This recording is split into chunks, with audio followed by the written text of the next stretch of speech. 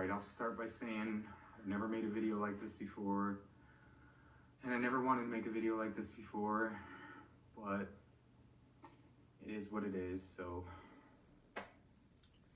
give you 5-6 minutes to tell you my story, and that's all I can really do. I've been trying to speak out about this since a couple weeks after Valentine's Day 2020. So I'll start with giving a little background of me and Jeffree's friendship. We met around 13 years ago, maybe 14 years ago, off of MySpace, and some similar friends that we had and we had been involved with. And when he came to Vegas, we had just become friends and really just acquaintances online over time. And I had my own troubles in life and kind of just disappeared from the internet for a long time and kind of just did my own thing off the internet. This is hard for me and I'm nervous because I'm not a snitch. This really does go against everything I believe in. I feel like no real friend should do this. This is not tea or whatever you guys call it. This is not cancel culture. I hate people being canceled. I know people can change. I'm just trying to speak my truth. But Jeffree told me he can't be canceled, so I'm gonna make this video and see what happens. So, I had got a message from Jeffree saying he was coming to Vegas for Valentine's Day. And I was pretty excited about it because I hadn't seen him in a long time since the campaign I did for him. And I'm gonna include those pictures in a few videos. So the story begins me coming up to the hotel room. He had his hair, makeup artist, bodyguard at the time, I'm not going to mention names, and another person who was there, I'm not going to mention their name also. And we were supposed to go see Gwen Stefani actually live in concert, and basically she canceled the show. So we were all figuring out what we were going to do for the night, and I had stepped outside on the patio, and Jeffree told me, like, wow, I can't believe she canceled the show, and continued to say a very derogatory word towards Jewish people. It starts with a K. I'm not going to repeat the word, but that's what he said about her canceling the show. And initially, my stomach dropped. It hurt my feelings. I had been put into a position really where I hadn't seen Jeffree in a couple years, and his new world and new friends and new entourage. Even in the first 10 minutes, I was pretty much overwhelmed. So we had decided to go shopping at the Crystals Mall, and his assistant had called or whatever and made sure it was cool for us to come to the store.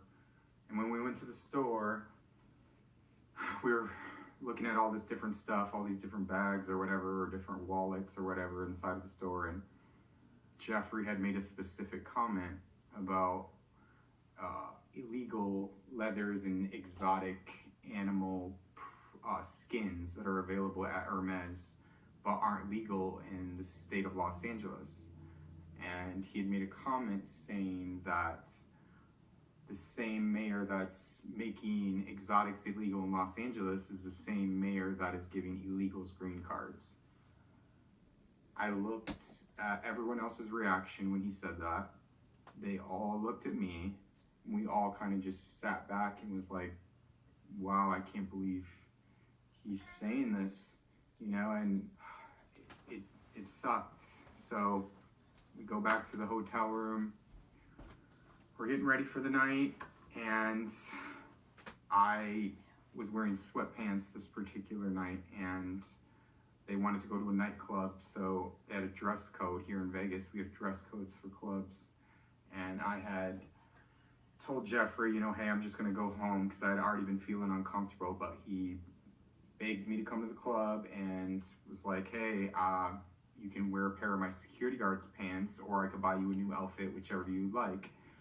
So I was like, okay, I will take the pants from the security guard. So when we were walking to his hotel room, which was a couple of rooms down from Jeffree's at the time, and I'm not going to mention his name, but he had told me a story about how he was an ex-police officer, and he had got fired in Miami for saying the N-word on the job, and Jeffree flew him from Miami to be his personal bodyguard or security guard or whatever, knowing that about his past.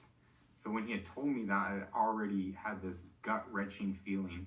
So I got back to the hotel room, I put the pants on, we went to the nightclub, and it was kind of just a mess all from there. I mean, like, the next stories will probably be just as bad. So we get back from the club, it's probably around 5 in the morning, and there had been a friend earlier in the night that was in the room that didn't attend the club with us. I'm not going to mention the name, but they had continued to make fun of this person all day, talk about how bad their skin was, body shame them, talk about their weight, talk about their past drug abuse, talk about their recovery, just the most disgusting, horrible things for him, his crew who does hair and makeup, who works in industry, to say. He had brought up Black China, a woman of color, and talking about how stupid she was. And there was a particular time in the night where this guy named Rich Lux, or whatever his name is, he had come up to the hotel room with 2 security guards or whatever that was about, and he had bought Jeffree a gift from Hermes, the same store we were at earlier. And Jeffree let him stay in the room for a good 10-15 minutes. The second he left the room, Jeffree tells me and everyone else in the room, like, yeah, he got me the cheapest thing in the store. And it's just funny, I already have that. The reason why I mention that is because he has a tendency to just talk bad about everybody, and it really just sucks, you know, like it hurts your feelings. And he has this way of kind of making it seem like it's okay, because there was a moment where I had stood up and said, you know, I'm not cool with body shaming, and I'm not cool with people talking about people's skin, and Jeffree had told me, you know, don't worry about it, this person does this to themselves on the internet, so it's okay for us to do it.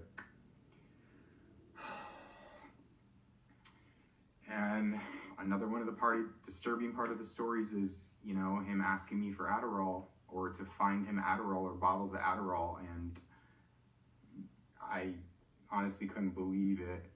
And anyone who knows Jeffree personally knows that he does just say crazy things randomly and just says the most horrible, shocking things at all times, just to be funny or be shocking or be interesting or unique. And I don't really know exactly how to explain that or why I put up with it for so many years. I really couldn't tell you. But what I will say is, you know, Jeffree's not trans, he's not non-binary, and he's a grown man, and he's 34 years old. And the way that he talks and treats people when not being filmed and not on the internet is a completely different situation than what he posts on the internet. And for me, it is hurtful, and it is basically all lies. Money's never been a big issue for me. I grew up in the punk scene. I don't care about money. I've never have. I feel like that's maybe why me and Jeffree's friendship has lasted so long. I'm also not a yes man, and when I have friends, I tell them the truth. And I've noticed in the last 5 years, Jeffree surrounds himself with a lot of yes men, and if they don't agree with what he says, they get fired. Like past assistants of his or all of his old friends, every single one of them. But my question to you, Jeffree, because I know you'll be watching this, is have you really changed? Have you really grown up like we talked about for years in text messages? Money isn't everything in this world. Fame isn't everything in this world. Views isn't everything in this world. Honestly. If Jeffree makes a video or a story on Instagram, denies my story, says any of the words that I just said were untrue or a lie, it will basically just prove in my heart that how lost and gone he truly is. I don't care about clout. I don't care about fame. I don't want anyone to follow my Instagram. I don't want anyone to attack Jeffree. I don't want anyone to get anything out of this but the truth and what I witnessed and how I seen my friend change in front of my eyes. Jeffree's 34 years old. I'm 32 years old. I think it's time for Jeffree to put the internet down, honestly. Stop fighting with teenagers and kids on the internet. Stop begging for acceptance from people on the internet. Dig deep down within his soul. Understand that the words that he says have effects on people. They do hurt people.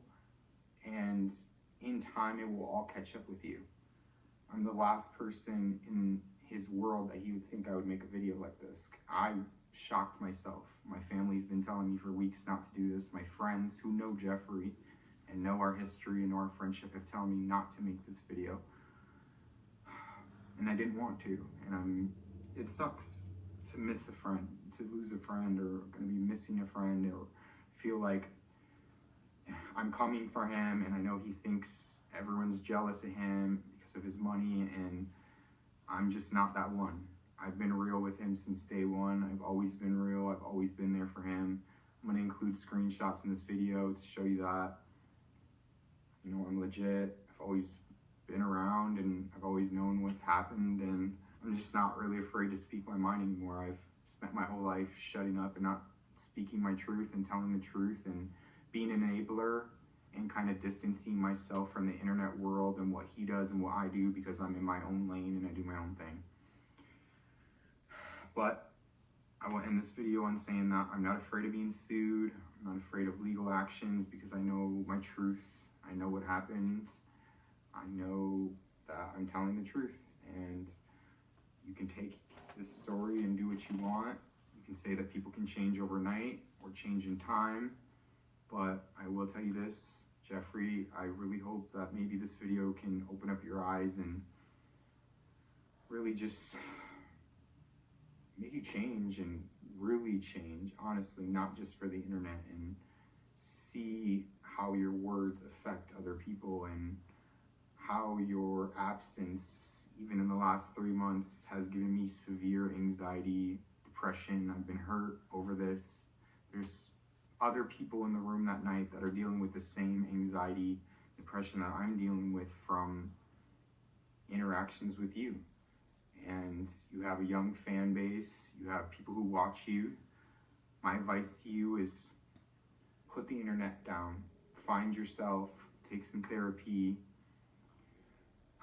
and in some way, you know, I still have love for you, and it sucks. So, like I said, I don't want anyone to come try to find me. This isn't tea. This isn't canceling Jeffree.